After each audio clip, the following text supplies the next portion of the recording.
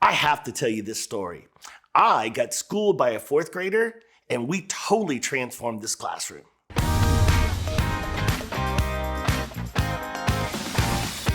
So a lot of times as a consultant, I get called into classrooms, particularly with behavior discipline issues. So let me set this story up. As I'm in a fourth grade classroom, this classroom is probably not clicking on all cylinders, not the best learning environment, and they're bringing me in to kind of get underneath the surface. So as I'm setting this conversation up, I'm coming into the classroom, we're getting into a classroom circle, ready to dive into this conversation. And as I notice this, there's 4 students that walk in late. I'll bring that back later in the story, but I just want to set that up now. All right, so as this conversation begins, we're trying to dive underneath issues. What's really preventing this learning environment from being more productive? And as this conversation kind of sitting and spinning, to be very honest, I wasn't really getting much growth. And out of nowhere, this young man named Skyler raised his hand and just blurted out, "Mr. Curtis, I think I know what's going on." I'm like, "All right, let me know." And he said, hey, without even a pause and hesitation, he said, "Hey, a negative spark is bigger than a positive spark." And I was like, what? I didn't understand where he was going because I didn't use the word spark. It wasn't part of our vocabulary. It wasn't a tool. So I was trying to literally follow the conversation. And Skyler, when I reached back out to him, I said, "Hey, can you tell me more?" He kind of huffed and puffed like I was a DA, like, and then when he told me, I was like, "What do you mean?" He said, "Mr. Curtis, we're so busy when we come into classroom at the beginning. We're like, you shut up and you shut up and you stepped on my shoe and that. And we're always so negative with each other." He was like, "So I believe that one of the biggest reasons why we're not more productive is that we're always coming in with a negative attitude. And a negative spark is bigger than a positive spark." I was blown away. I mean, Skyler literally schooled me as a fourth grader standing there. My mouth was open. I was like, what in the world? This kid dropped a dime on me. So all of a sudden I was able to pick up that conversation and recognize, you know what? I can go with this. So I just started brainstorming with the kids. We could try to be more positive with each other. And what are some things that we could do? And immediately the first thing I thought is we could just be more positive with each other, affirm each other, give affirmations, give something a high five. And so unfortunately, sometimes when you're cold called or when you put into a situation, you have to cold call on kids because you don't really know them. So all of a sudden I look around the room and I pick a student, Malik, and out of nowhere I say, "Hey, Malik, would you mind giving us an example of what Skyler's talking about? Could you turn to one of your classmates and just give them a positive confirmation? Or just give them something, tell them something positive to another classmate." You should have seen the look on this kid's face. Like, oh my God, deer in the headlights. And I recognize this is awkward, and I'm so glad that he went forward with it. And so he turned to a classmate. I said, "Just pick a friend, tell them something nice." And he did. And it was amazing because I was ready to high five him, affirm him. And before I could do that, this young man took 21 unsolicited comments and just spread them out amongst the classroom. And in fact, to me, he looked at me and said, "I love your shoes."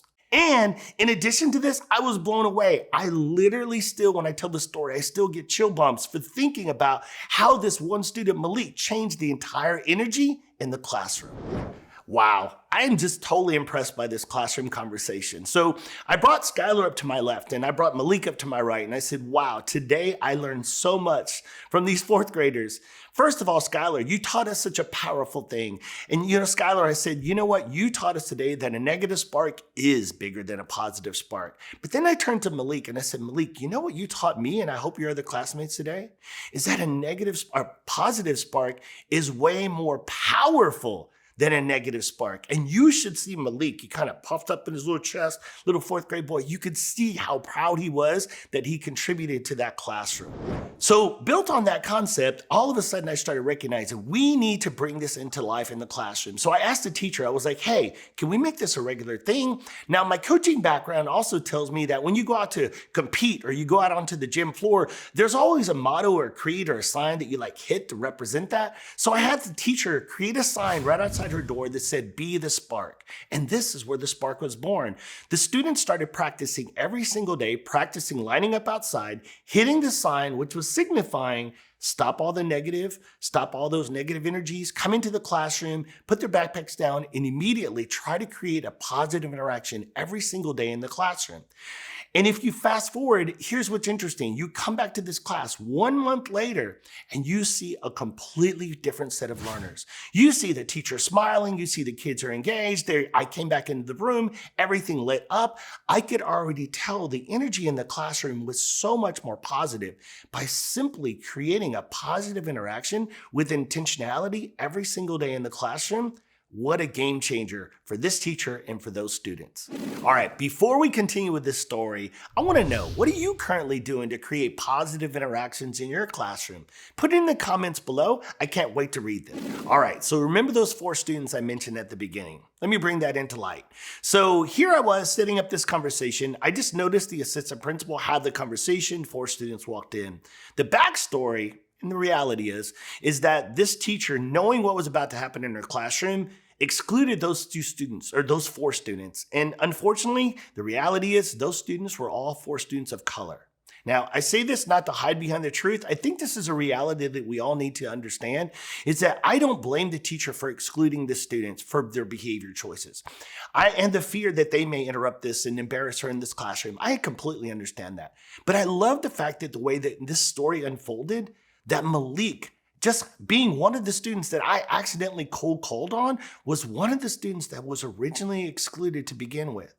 And I want to encourage teachers to remind them that sometimes I know that we have this fear that students may disrupt or act out, but I would tell you, I love the fact that we give grace and that we give understanding and that we allow students to feel valued, seen, and heard, no matter their color of their skin nor their circumstances. Now, if you're looking to transform your classroom just like this classroom did, I'm going to encourage you to come to our website at ddiscipline.com.